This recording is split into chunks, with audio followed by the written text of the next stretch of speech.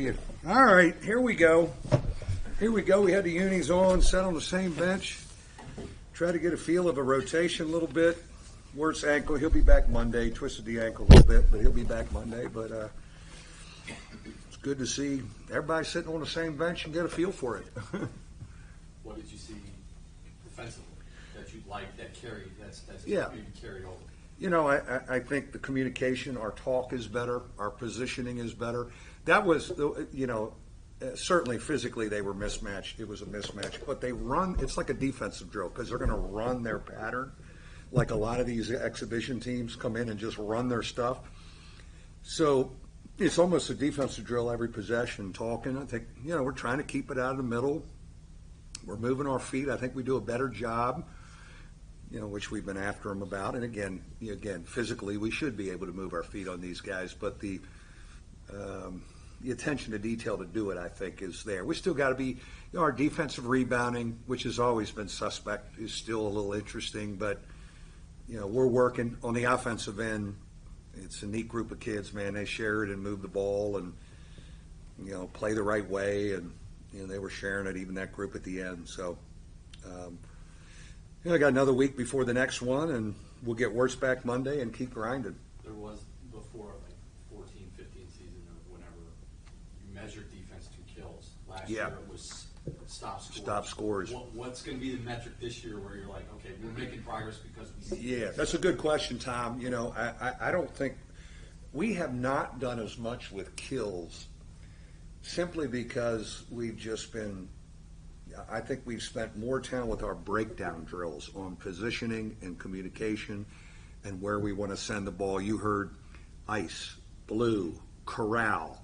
We have a whole new language, that started in June. I was thinking we had 10 practices in summer, 20 to date as of yesterday. We've had 30, and we've been grinding them up with these habits. And I really – one of the things overall, I told them at halftime, the carryover – from what we've been talking about was really good. They're trying to do everything we're asking them to do, especially on the defensive end. So we really haven't got into like live kills because we've stayed with some 4-on-4 and stance and some shell and communication drills and we may, kills would be better than stop scores, because of what we're trying to do overall defensively. It'd be better. Wesley kind of has a game where he can. That mid-range jump shot, that pull-up jump shot, is something that he brings to your team. I mean, Ryan has been able to do that a little bit, but he brings another kind of element to your game offensively. Yeah, he's, what's great about him, he just really feels he belongs.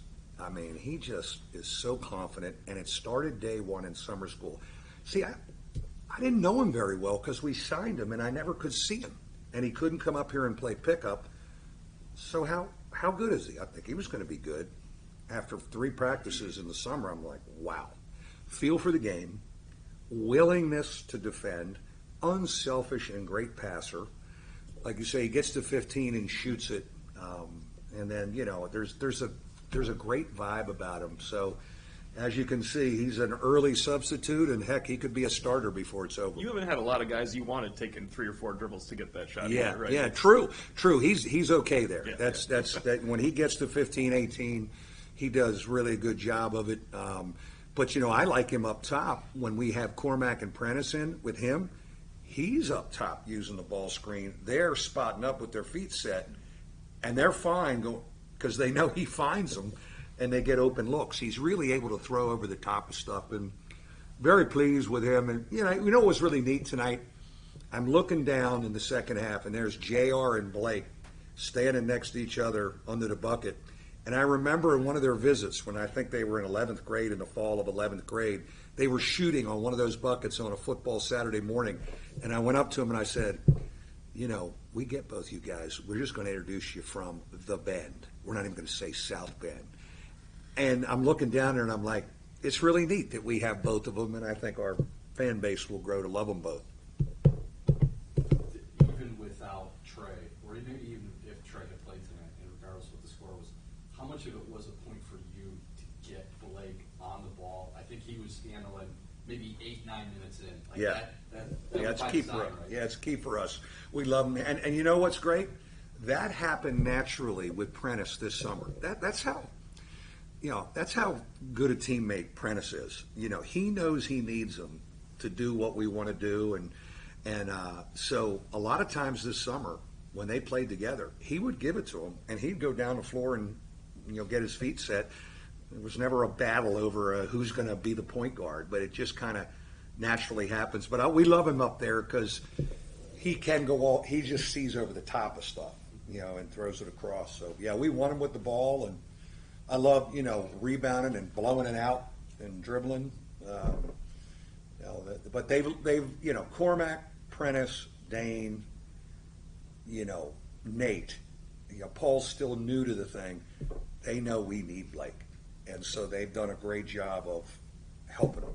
Hub seems like he could be more dangerous, even catching the ball with the defense moving, where he's not just pounding it in the ground. Yeah, no question. And I think both.